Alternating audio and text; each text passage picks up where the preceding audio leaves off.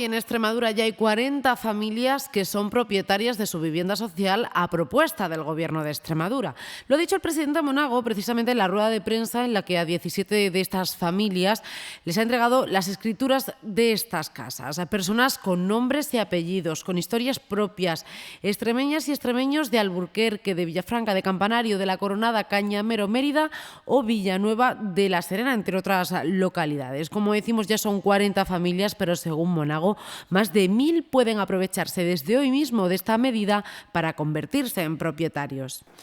Aquí ha habido un modelo anterior durante 30 años en el que los extremeños que más los necesitaban tenían muy pocos un alquiler social y otros, que es el nuestro, con el que en tan solo 3 años, como le decía, no solo les ofrecemos un alquiler social a muchos de ellos, sino que les facilitemos que sean propietarios. Está muy implicado y muy imbricado en la mentalidad española, en la mentalidad extremeña. La aspiración de una familia es tener su vivienda en propiedad.